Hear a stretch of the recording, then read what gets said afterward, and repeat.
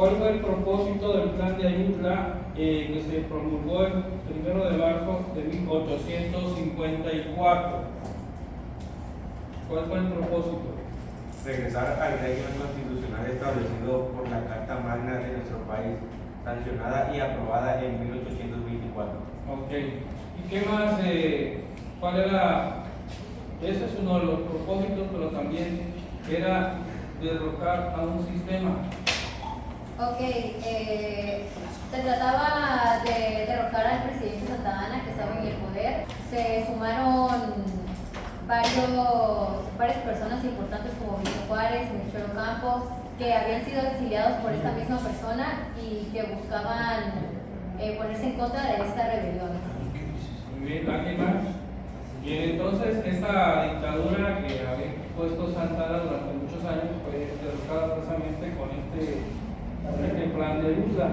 La siguiente pregunta: ¿qué territorios perdió México con la firma del Tratado de Guadalupe Hidalgo en el año de 1848?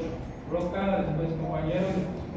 Bueno, ese tratado fue promulgado el 2 de febrero de 1948 y los territorios que se perdieron pues, fueron Nuevo México, Arizona, Colorado, California, Nevada, Utah y actualmente también son las partes de Oklahoma y Wyoming.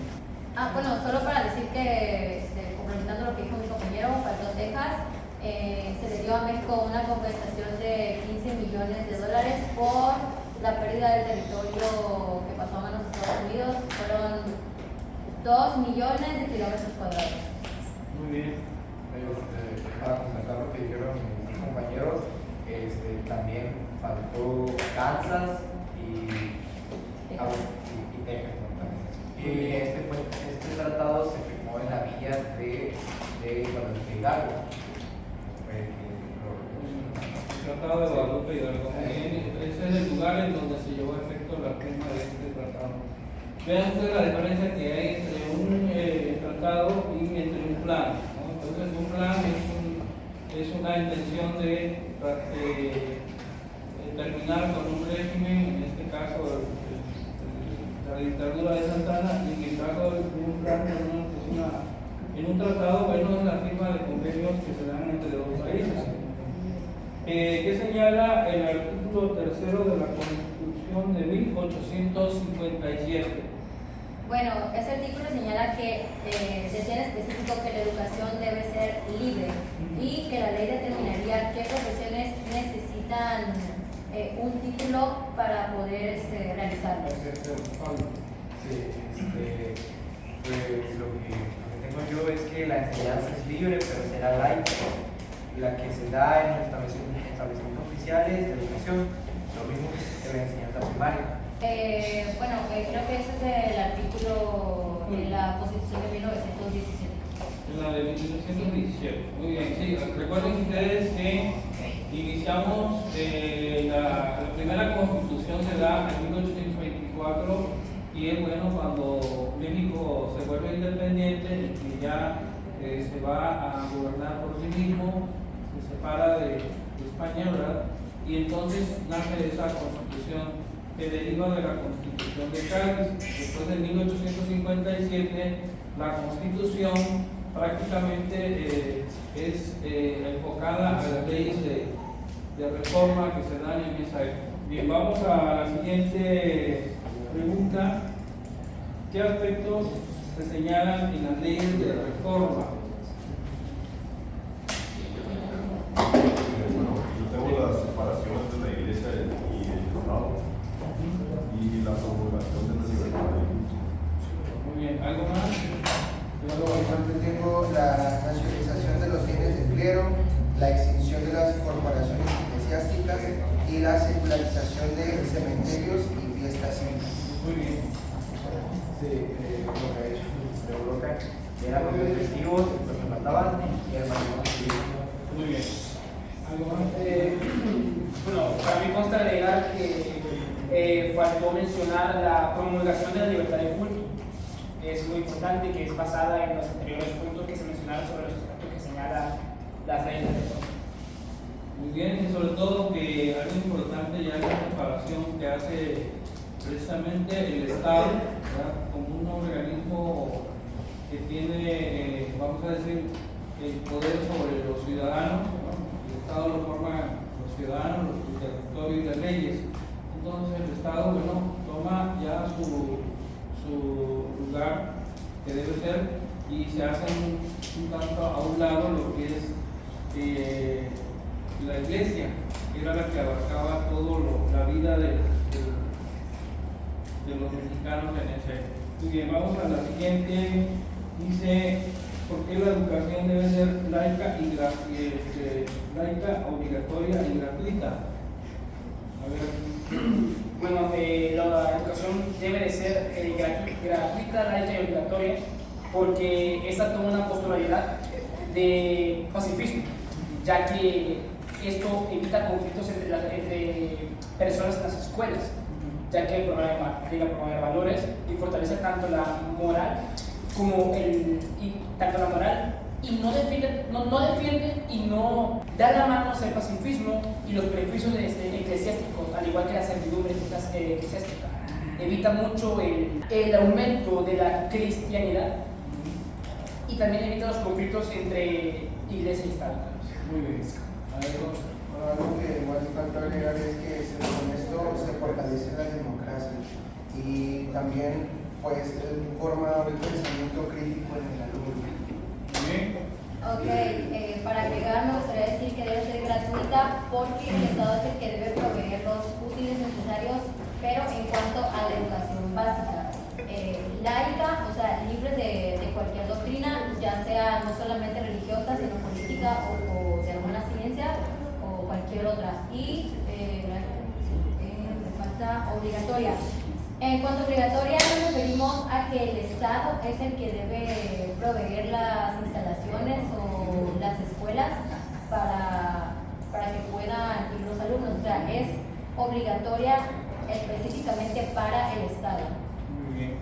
¿Y más? Como decía mi compañera, era un punto que iba a aclarar, que el Estado está obligado meramente a promocionar cualquier tipo de útil y útil que se vaya a utilizar en las escuelas, también el mantenimiento de esto. Laica porque la agenda, como dice, de todo tipo de doctrina y no solamente religiosa. Y gratuita debido a que el Estado proporcionará todo útil necesario para el aprendizaje. Muy bien. Igual, bueno, debe ser laica, obligatoria y gratuita porque pues igual es el derecho de nosotros como ciudadanos de un país y pues también para evitar problemas religiosos, para evitar conflictos religiosos. Muy bien. Bien, vamos con la siguiente. Dice aquí, señores, ¿cuáles son los aspectos principales del positivismo que se dio en la educación de México? Ok, bueno, ¿Sí? yo digo que el positivismo buscaba que la educación fuera libre, pero sin algún tipo de adoctrinamiento. Buscaba más que nada que fuera de una forma pacífica, con materias que tuvieran que ver mucho con la moral, los valores y el amor. Por lo que se convirtió en el elemento central que edificaría la nación, tuvo como objetivo difundir educación integral al impartir materias relacionadas con la moral, artes y ciencias. Muy bien, entonces, bueno, el positivismo, como el nombre indica, busca precisamente a través del pensamiento científico, de ahí que venga un grupo llamado el grupo de los científicos, que fueron los que aplicaron el positivismo que se dio en nuestro país a raíz, bueno, de que hubieron personas que fueron a estudiar a Francia, estuvieron en contacto con Augusto Comte, que fue el padre del positivismo, y bueno, esa escuela la trajo Gabino Barrera y otros estudiosos del positivismo y luego la implementaron en el sistema educativo de nuestro país. Muy bien, vamos a la siguiente. Dice, ¿qué elementos contiene el artículo 3, ya ahora sí, de la Constitución de 1917? yo coloqué los elementos que jactan del artículo 3 de la Constitución de 1917, en donde simple y sencillamente toda persona tiene derecho a la educación, y también en que la educación debe estar desde la educación inicial, que sea preescolar, primaria, secundaria y nivel medio superior.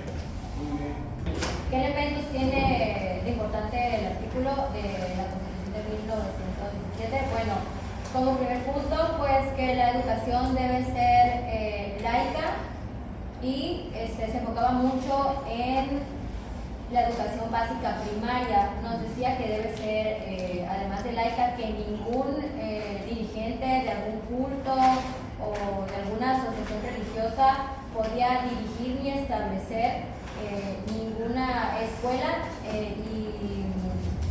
y que las primarias particulares solo pueden estar sujetas a la vigilancia oficial. Vamos a la siguiente. ¿Cuál es el propósito durante 11 años que implementó Jaime Torres Poder? La expansión y mejoramiento de la enseñanza primaria. ¿Algo más? Punto y aparte, como lo dijo Pablo, también se contempló la edificación de escuelas normales religiosas. De igual manera, también se aperturaron plazas de carrera magisterial y construcciones de edificaciones para, tener más centros educativos. Muy bien. Y vamos con la siguiente. Dice qué programa aplicó José Vasconcelos al ser nombrado secretario de Educación Pública en 1921. Pablo, hizo un programa que impulsa la educación popular, creando escuelas rurales, bibliotecas y ediciones de libros de literatura. muy bien. Bueno, igual también impulsó la educación indígena y rural, y creó, como dijo mi compañero, pues, redes de bibliotecas. También y creó escuelas normales y convirtió las casas del pueblo en centros educativos básicos. Él compartió en este caso el analfabetismo precisamente a través de maestros y ejército de niños. También creo de lo que son las misiones culturales, ¿verdad? Que era llevar el arte y la educación y el arte, la música a todos los rincones de nuestro país, precisamente con las misiones culturales que todavía inclusive existen en algunas comunidades. Vamos con las dos últimas. Dice que señala el artículo 1 de la Ley General de Educación. ¿Okay? Bueno, el artículo 1 se dice que garantiza la educación como un derecho reconocido en el artículo 3. También tiene como objetivo regular la educación que imparte el Estado y también sus organismos descentralizados, con reconocimiento de validez oficial, y también reconoce a la educación como un servicio público que está sujeto a la rectoría del Estado. Muy bien. ¿Alguien más? Pues agregando nada más lo que dijo mi compañero Broca, además de garantizar la educación que se encuentra en el artículo 3 de la Constitución, también cuentan los tratados internacionales en los que México participe. Muy bien. Ahí se me agregó, se me olvidó agregar que esta ley cumple una función social de acuerdo a las necesidades e intereses de la persona, de la familia y de la sociedad. Muy bien. Pues vamos con la última, que dice cuál es el objeto o los objetivos que tiene el artículo 1 de la Ley General del Sistema de Carrera de Maestras y Maestros. El objetivo era que se promoviera el respeto hacia las autoridades, que serían las madres y los padres de familia, al igual que los estudiantes y las sociedades en general, para que se desempeñara el labor personal del docente, fortalecer el liderazgo que ejercen los docentes en toda la comunidad educativa. Tiene por objetivo establecer las disposiciones del sistema para la carrera de los maestros y las maestras, en las funciones docentes, técnico-docentes, asesorías técnicas, pedagógicas, directivo o de supervisión, con pleno respeto a sus derechos.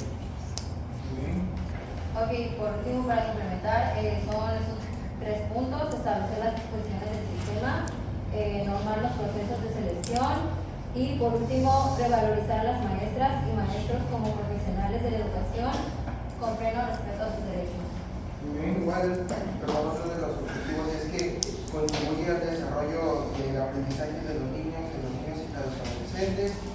también pues igual contribuye parte importante a la excelencia educativa. Muy bien. Bien, ¿algo más que quieran agregar?